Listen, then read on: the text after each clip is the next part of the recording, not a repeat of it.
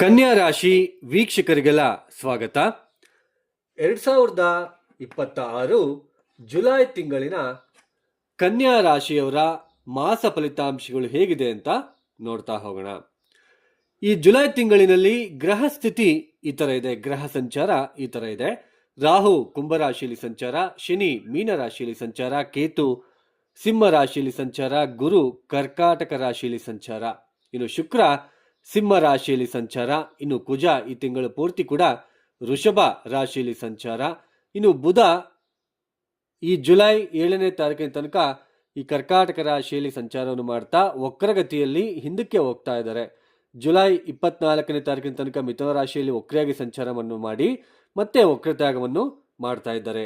ಇನ್ನು ರವಿ ಈ ಜುಲೈ 16ನೇ ತಾರೀಕಿನ ತನಕ ಈ ಒಂದು ಮಿಥುನ ರಾಶಿಯಲ್ಲಿ ಸಂಚಾರ, ನಂತರ ಅವರು ಕರ್ಕಾಟಕ ರಾಶಿಗೆ ಪ್ರವೇಶವನ್ನು ಮಾಡ್ತಾ ಇದ್ದಾರೆ. ಈ ಎಲ್ಲ ಒಂದು ಗ್ರಹ ಸಂಚಾರ ರೀತ್ಯ ಈ ಕನ್ಯಾ ರಾಶಿಯವರಿಗೆ ಮುಖ್ಯವಾಗಿ ಈ ಜುಲೈ ತಿಂಗಳಿನಲ್ಲಿ ಯಾವ ಗ್ರಹಗಳ ಅನುಕೂಲತೆ ಇದೆ ಅಂತ ನೋಡೋಣ. ಮೊದಲನೇದಾಗಿ 6ನೇ ಮನೆಯಲ್ಲಿರ್ತಕ್ಕಂತಹ ರಾಹು ನಿಮಗೆ ಶುಭ ಫಲಿತಾಂಶಗಳನ್ನು ಕೊಡ್ತಾ ಇದ್ದಾರೆ. ಹಾಗೆ ಲಾಭ ಸ್ಥಾನದಲ್ಲಿರ್ತಕ್ಕಂತಹ ಗುರು, ಹಾಗೆ ರವಿ ಮತ್ತೆ ಬುಧನು ಕೂಡ ಸ್ವಲ್ಪ ಉತ್ತಮವಾದ ಫಲಿತಾಂಶಗಳನ್ನು ಕೊಡ್ತಾ ಇದ್ರು ಕೂಡ ಬುಧ ವಕ್ರಿ ಆಗ್ತಾ ಇರೋದ್ರಿಂದ ಸ್ವಲ್ಪ ಮಿಶ್ರ ಫಲಿತಾಂಶಗಳನ್ನು ಮಾತ್ರ ನಿಮಗೆ ಕೊಡ್ತಾ ಇರ್ತಾರೆ. ಈ ತಿಂಗಳಿನಲ್ಲಿ ಸ್ವಲ್ಪ 24ನೇ ತಾರೀಕಿನ ತನಕ ಕೂಡ ಬುಧ ಮಿಶ್ರ ಫಲದಾಯಕ, ಪೂರ್ತಿ ಶುಭ ಗ್ರಹಗಳು ಗುರು, ರವಿ ಮತ್ತೆ ರಾಹುವಿನ ಒಂದು ಉಪಸ್ಥಿತಿ ನಿಮಗೆ ಸ್ವಲ್ಪ ಅನುಕೂಲಕರವಾಗಿರ್ತಕ್ಕಂತಹ ಫಲಿತಾಂಶಗಳನ್ನ ಕೊಡ್ತಾ ಇದ್ದಾರೆ.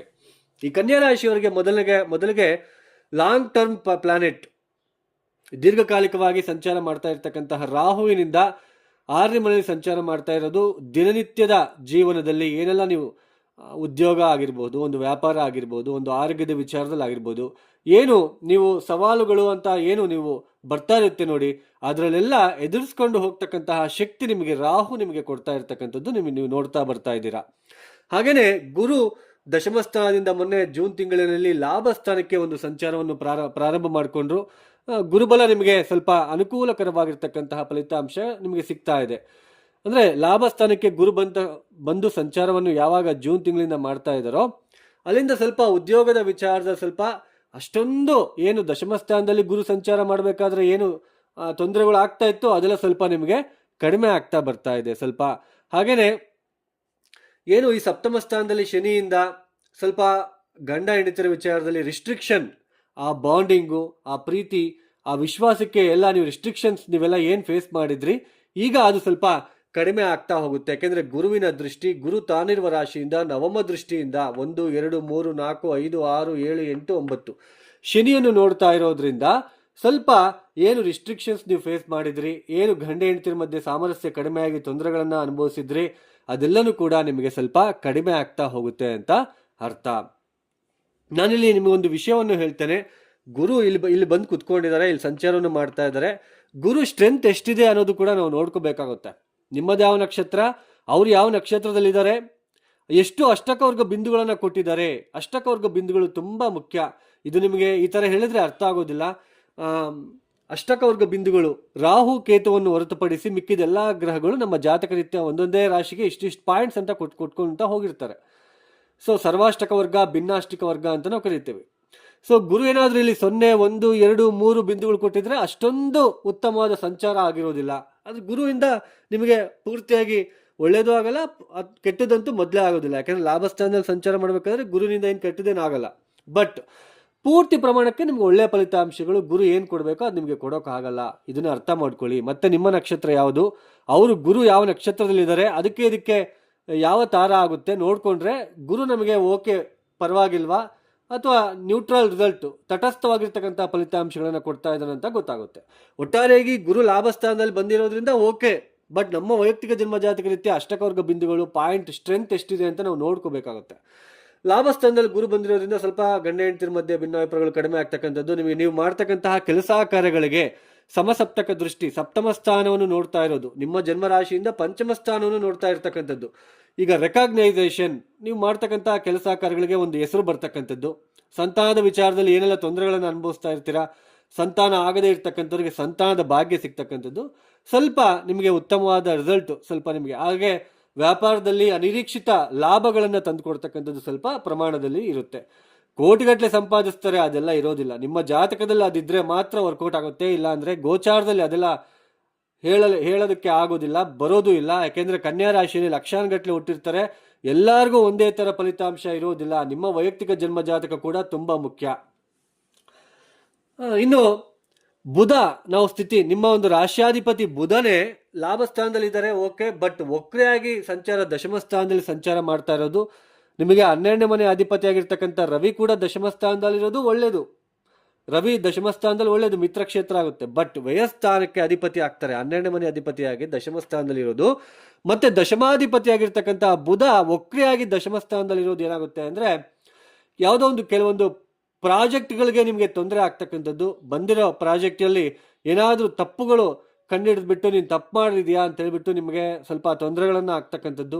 ಮತ್ತೆ ನೀನು ಪ್ರಾಜೆಕ್ಟು ಮಾಡಬೇಕಾಗಿರೋ ಪರಿಸ್ಥಿತಿ, ಹೊಸದಾಗಿ ಮಾಡಬೇಕಾಗಿರೋ ಪರಿಸ್ಥಿತಿ, ಮಾಡಿರೋ ಕೆಲಸನೇ ಇನ್ನೊಂದ್ಸಲ ಮಾಡಿಸುತ್ತೆ ಬುಧ ಅಥವಾ ಯಾವುದೇ ಗ್ರಹ ವಕ್ರೆ ಆದ್ರೂ ಅದು ಯಾವ ಮನೆಯಲ್ಲಿ ವಕ್ರೆ ಆಗಿರುತ್ತೆ ಅದನ್ನ ನೋಡ್ಕೋಬೇಕಾಗುತ್ತೆ ನಾವು.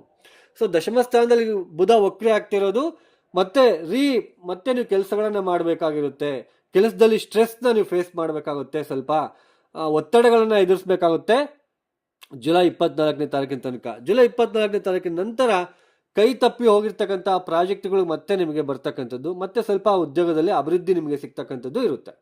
ಜುಲೈ 7ನೇ ತಾರೀಕಿನಿಂದ 24ನೇ ತಾರೀಕಿನ ತನಕ ಸ್ವಲ್ಪ ಉದ್ಯೋಗದ ವ್ಯವಹಾರಗಳು ಏನಿದೆ, ಉದ್ಯೋಗ ವ್ಯಾಪಾರ ಇದೆಲ್ಲನೂ ಕೂಡ ಸ್ವಲ್ಪ ಹುಷಾರಾಗಿ ನೋಡ್ಕೋಬೇಕಿಲ್ಲ ಅಂದ್ರೆ ಬುಧ ಚತುರ್ಥ ಸ್ಥಾನವನ್ನು ನೋಡ್ತಾ ಇರೋದು ಸ್ವಲ್ಪ ಮನಸ್ಸಿಗೆ ಆಘಾತ, ಮನಸ್ಸಿಗೆ ಹಿಂಸೆಗಳು ಆಗ್ತಕ್ಕಂಥದ್ದು ಕೂಡ ನಿಮಗೆ ಇರುತ್ತೆ.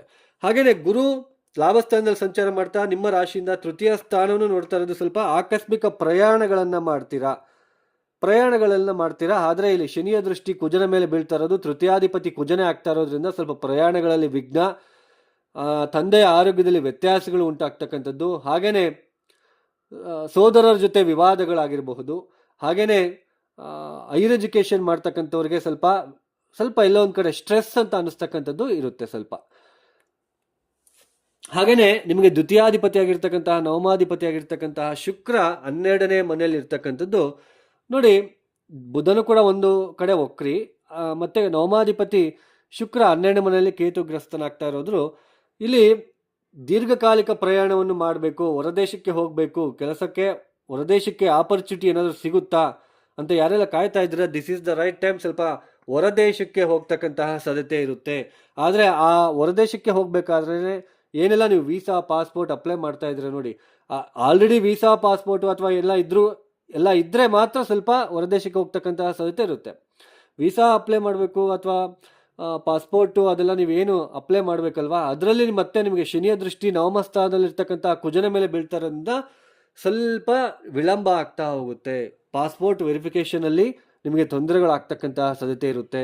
ಬಟ್ ಆಲ್ರೆಡಿ ಪಾಸ್ಪೋರ್ಟ್ ಇದೆ, ನಾನು ಹೋಗಬೇಕು, ಮೂವ್ ಆನ್ ಆಗಬೇಕು ಅಂದರೆ ಶುಕ್ರ 12ನೇ ಮನೆಯಲ್ಲಿ ಇರೋದ್ರಿಂದ ಹೋಗ್ತಕ್ಕಂತಹ ಅವಕಾಶಗಳಿರುತ್ತೆ. ಅಂದರೆ ಬುಧ ವಕ್ರಿಯಾಗಿ ಚತುರ್ಥ ಸ್ಥಾನ ಇರುವ ವಾಸ ಸ್ಥಳದಿಂದ ದೂರದ ಪ್ಲೇಸ್ಗೆ ಹೋಗಿ ಉದ್ಯೋಗ ಮಾಡ್ತಕ್ಕಂಥದ್ದು, ಯಾವುದೋ ಹೊಸ ಪ್ರಾಜೆಕ್ಟು ಮತ್ತೆ ಅದರಲ್ಲಿ ಸಿಗ್ತಕ್ಕಂಥದ್ದು ನಿಮಗೆ ಈ ತಿಂಗಳಿನಲ್ಲಿ 24ನೇ ತಾರೀಕಿನ ನಂತರ ನಿಮಗೆ ಕಂಡು ಬರ್ತಾ ಇರುತ್ತೆ. ಒಟ್ಟಾರೆಯಾಗಿ ಈ ಥರ ಸ್ವಲ್ಪ ವ್ಯಾಪಾರದಲ್ಲಿ ಇರ್ತಕ್ಕಂಥವ್ರಿಗೆ ಪರವಾಗಿಲ್ಲ, ಬಟ್ ಬುಧ ವಕ್ರೆ ಆಗ್ತಿದ್ರೆ ಸ್ವಲ್ಪ ನೋಡ್ಕೊಂಡ್ಬಿಟ್ಟು ಮೂವ್ ಆನ್ ಆಗೋದು ತುಂಬ ಉತ್ತಮ. ಹಾಗೆ ಪಾರ್ಟ್ನರ್ಶಿಪ್ ವ್ಯಾಪಾರ ಯಾರೆಲ್ಲ ನೀವು ಮಾಡ್ತಾ ಇದ್ದೀರಾ, ಪಾಲುದಾರಿಕೆ ವ್ಯಾಪಾರ ಅಂತ ನಾವು ಏನೆಲ್ಲ ಕರಿತೀವಿ ನೋಡಿ, ಅದರಲ್ಲಿ ಯಾರೆಲ್ಲ ವಿವಾದಗಳನ್ನ ಎದುರಿಸ್ತಾ ಬರ್ತಾ ಇರ್ತಕ್ಕಂಥವ್ರಿಗೆ ಈಗ ಗುರುವಿನ ದೃಷ್ಟಿ ಬೀಳ್ತಾ ಇರೋದ್ರಿಂದ ಪಾಲುದಾರಿಕೆ ವ್ಯಾಪಾರದಲ್ಲೂ ಕೂಡ ನಿಮಗೆ ಸ್ವಲ್ಪ ಬೆಳವಣಿಗೆ ಚೆನ್ನಾಗಿರುತ್ತೆ ಅಂತ ಹೇಳಬಹುದು. ಹಾಗೇನೆ ಕುಜನ ದೃಷ್ಟಿ ಈ ಚತುರ್ಥ ಅಂದ್ರೆ 1, 2, 3, 4 4ನೇ ಮನೆ ನಿಮ್ಮ ರಾಶಿಯಿಂದ 12ನೇ ಮನೆ ಆಗುತ್ತೆ. ತನ್ನ ಒಂದು ಚತುರ್ಥ ದೃಷ್ಟಿಯಲ್ಲಿ ನಿಮ್ಮ ಒಂದು ರಾಶಿಯಿಂದ 12ನೇ ಮನೆಯನ್ನು ನೋಡ್ತಾ ಇರೋದು ನೋಡಿ. ಕೆಟ್ಟ ಆಲೋಚನೆಗಳು, ಸ್ವಲ್ಪ ಗಾಬರಿ ಆಗ್ತಕ್ಕಂಥದ್ದು, ಸ್ವಲ್ಪ ಸ್ಟ್ರೆಸ್ ಅಂತ ಅನಿಸ್ತಕ್ಕಂಥದ್ದು, ನಿದ್ರಾಹೀನತೆ, ಸರ್ಪಗಳ ಒಂದು ಕನಸುಗಳು ಬರ್ತಕ್ಕಂಥದ್ದು, ಅಥವಾ ಯಾವುದೋ ಒಂದು ಸ್ತ್ರೀ ಪರಿಚಯ ಆಗಿಬಿಟ್ಟು ಅಲ್ಲಿ ತೊಂದರೆಗಳನ್ನು ಎದುರಿಸ್ತಕ್ಕಂಥದ್ದು, ಈ ಥರ ಕೂಡ ನಿಮಗೆ ಇರುತ್ತೆ. ಸ್ವಲ್ಪ ಹುಷಾರಾಗಿ ನೋಡಿಕೊಂಡು ಮೂವ್ ಆನ್ ಆಗಬೇಕು. ಸ್ತ್ರೀಯಿಂದ ನಷ್ಟ ಕೂಡ ಇರುತ್ತೆ ನೋಡಿ.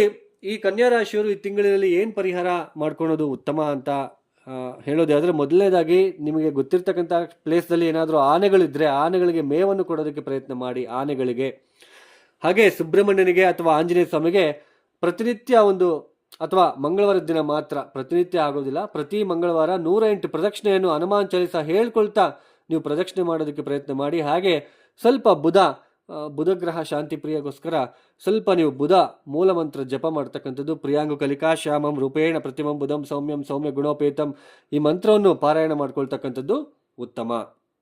ಇನ್ನು ಯಾರೆಲ್ಲ ಈ ವಿಡಿಯೋನ ನೋಡ್ತಾ ಇದ್ದೀರಾ, ನಿಮ್ಗೆ ಇಷ್ಟ ಆಗಿದ್ರೆ ಮಾತ್ರ ಲೈಕ್ ಮಾಡಿ, ಶೇರ್ ಮಾಡಿ, ಸಬ್ಸ್ಕ್ರೈಬ್ ಮಾಡ್ಕೊಳ್ಳಿ. ಸರ್ವೇ ಜನ ಸುಖಿನೋ ಭವಂತು. ಧನ್ಯವಾದಗಳು. ಜೈ ಶ್ರೀರಾಮ್.